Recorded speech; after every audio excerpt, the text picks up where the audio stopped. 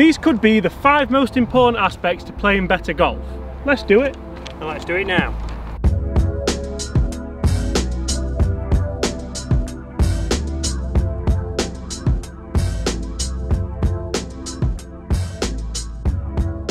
Hi everyone, James Robinson here. In fact, we're going to do a different introduction because people aren't liking it. Bored of it. Bored of it, aren't they? Alright. How are we doing? Alright. Alright. Hello fans. Alright. Guys, you are welcome to another episode of Short Game Saturdays, but it's a little bit different today. We're going to do a little bit of course management because Chris, over on your channel, you focus very heavily on short game, but also quite a bit on course management. We thought we'd kind of spice it up a little bit today. Spicy it up. I don't really like spicy food, but anyway, we're spicing it up. So yeah, so what I want to do is we're gonna do the five best points to help you score a little bit better out there, and a lot of it starts with course management. So you don't need to necessarily change your technique, but just using things to your advantage can help you score better, put the ball in the right position, and hopefully save a few shots. So what's the first one, Chris? We're stood here on the first tee here at Waterfront Golf Club. You can just about see the sign over there. Right. Number one. Number one, so is using the tee box to your advantage. So too many times I see people just come in, just tee up anywhere and just go through and hit it, okay? Going through the motions? Pretty much, yeah, just trying to get off there and get away. So obviously this hole here is the fairway all slopes from right to left. So we'll show you a fly over this now so you can get a bit of a look at it. You can see that now, and obviously what I want to do is I normally hit a slight fade. James might call it a slice, but we're going to go with fade for the fans. So obviously what I can do to make this hole a little bit bigger is use the right hand side of the tee box. So obviously if I tee up over here, also stay hydrated. Pure, sponsored by Evian. Obviously if I'm here I can start to aim a lot further left, so I can start to go at the left. Is it a telegraph pole? I can go at the left pylon, and if my ball fades off there it's going to be in the middle of the fairway. If I pull it, it's still going to be just in the left rough, and if I overfade it, slice as James would call it on numerous occasions, it will finish on the right hand side of the rough. So obviously I'm still got a shot to the green, I'm still able to get there and try and get out of here with a par.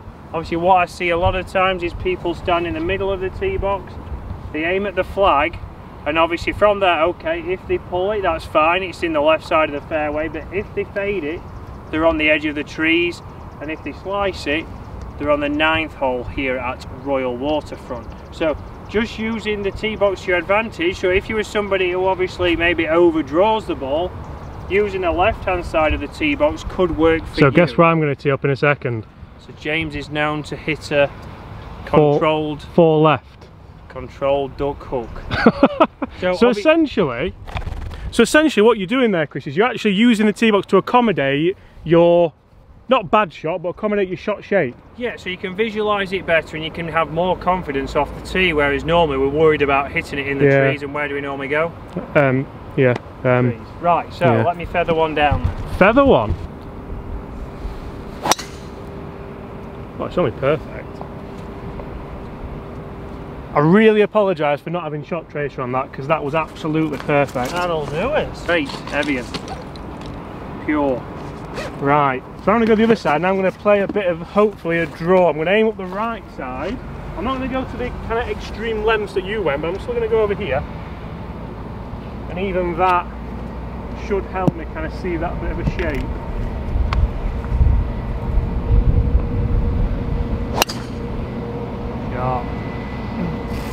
Isn't it funny how when we do course management videos we always play better because we're thinking about it a bit more? Interested to see who's hit it the furthest though on the first hole. Oh. Get the fans going. I'm a Titleist 4.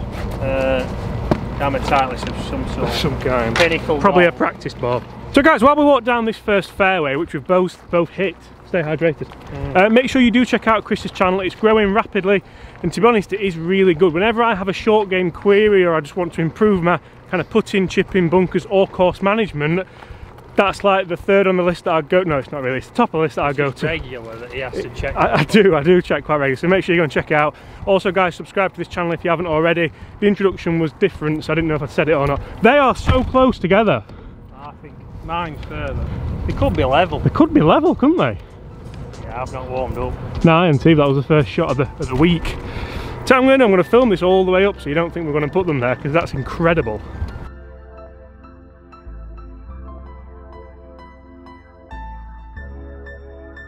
I actually can't believe how close together they are. Social, though. It's quite remarkable, isn't it? Social. And I'd just like to put it out there that the centre line's here as well, so I'm actually almost on the, if that is me that's drawn. If it's you. It is. Mine was a Tina Turner.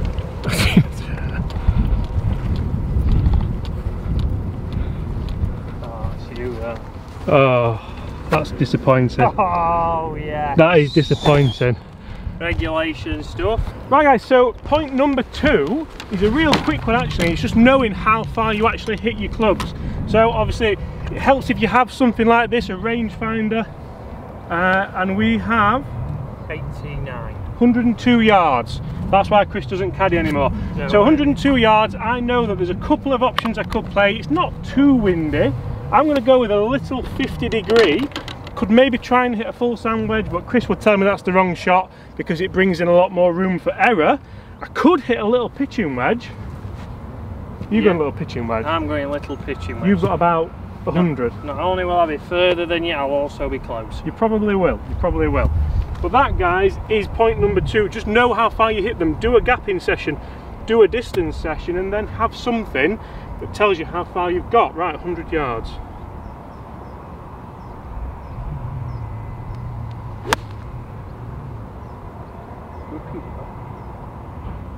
Oh, really well, actually. What a bounce. See the spin on that as well, it kind of... Pin eye. Yeah, quite happy with that. So guys, that's point number 2. Chris, I know you're eagerly anticipating point number 3. Right, so good point James made there. Obviously knowing your clubs, so it's not just knowing the full number it goes, you know, you want to know something that's your consistent number. So I see people go, try and hit it as hard as they can. Oh yeah, my 10 out of 10 6 iron goes 210 yards, but you never use it on the golf course. So use something, I like to rate it as 8 out of 10, so your average swing speed, see what you get. And then also maybe get, you know, some 3/4 shots, especially when you get to your wedges. Right, what are your little ones you can knock down, especially for this kind of shot.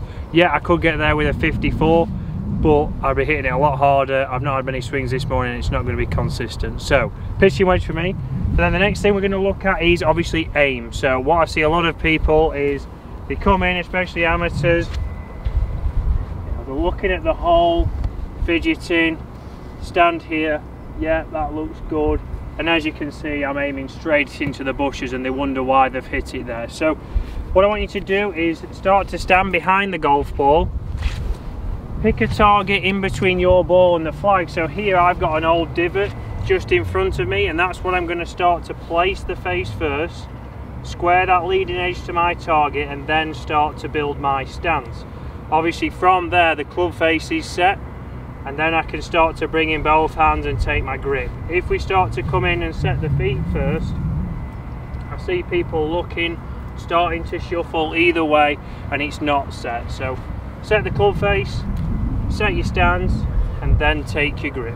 One thing that I think is a great way of practicing this as well, if you're playing with your mates, if you're playing by yourself, if you're not playing in a tournament and you're not really too worried about keeping score, you're more practicing, stick something down for your alignment.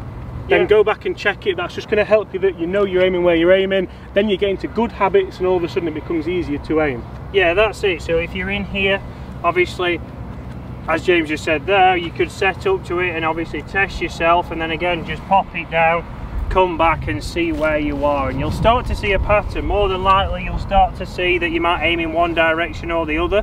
But you're a fan of One Direction, Chris? No, not really. Can't say I am, although it's a bit of you in it, One Direction. Just like Niall more than anything, know you? Well, he's a bit of a golfer actually. Yeah, he is, right. Right, so in we come. So pitching wedge for me, nice and smooth. That was feathered, to be fair to you. Oh, terrible bounce again. Terrible bounce. Started a little bit right. I expected it to move. It's gone right, so now we're chipping. That big one was mine, I think. No, you don't take proper divots. I did chunk that one, to be fair.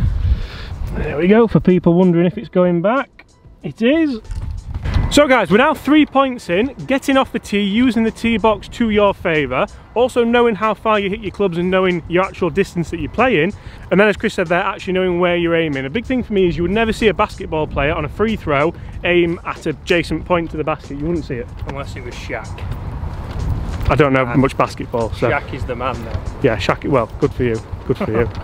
So actually what we've done here, we've both missed a green on purpose, obviously only just, because point 4 is quite an interesting one, Chris, isn't it? And you being a short game coach, will talk us through it, and then I'll talk us through point 5 when we get onto the green. If you nail these 5 points, by the way, your golf's guaranteed to improve. Guaranteed? Guaranteed to improve. Claim? Bold claim. Yeah, so you know what, they're not, I mean, okay, from 100 yards, they're not great, are they? Well, yours is inside tour average, mine is not. So Chris, why should I not be too disappointed with this, even though I've missed a green from 100 yards? So tour average from 100 yards is 22 feet and yours is coming at 21. So I see that time and time and again with amateurs is that obviously they hit that, they've missed it, like, oh, it's not inside 10 feet. Well, realistically, yes, you will hit some inside 10 feet, but on average, over a season on tour, 22 feet's the average. The best on tour last year was McIlroy, which was about 17.5 feet. So even that, when you think about it, it's probably 4 or 5. It's being realistic, isn't it? Yeah, it's being realistic, giving yourself a chance, and from there, James has got a chance. Right. Of making par. So Chris, what is point number 4? So point number 4 is when it comes to chipping. Obviously, I see people just go to the favourite club, whether it's James and it's his 60, whether most people use the sand wedge, or the guys who are scared of the short game start to come, oh, I need to get an 8-iron, I need to get something running, oh, start to panic. Okay. But when you come up to it, obviously assess the lie. So the lie here, you know, it's a tough one today. Quite awkward, isn't it? That? We're on the edge of obviously the semi and the rough. Obviously, then what I want to do is start to look at where I'm going to land the ball. So the lie's reasonable. I need to think where I'm going to land that ball, and then how the green's going to, obviously, the ball's going to break. So obviously, I'm going to come up here now and think, right, I know it's going to move a little bit right to left. Okay, I want a club that's probably going to land me just on here, and then run out the rest of the way. So obviously there for me, going back to it, I need something that's going to go a little bit more up to down to avoid this rough and getting any snag. So I'm going to go for 54 here, so a little bit of loft, but something that's still going to get that sending it forwards. And then from here, obviously I'm going to have a couple of practice swings, thinking about how much swing I need to get the ball landing exactly where I want it. And then again, make sure that your club face is dry. Really going through all the stops here. No missing. So essentially saying point 4 is having a plan around the greens. Pretty much, yeah, taking your time, not rushing, and again guaranteeing we can get this as close as possible. So in I come now.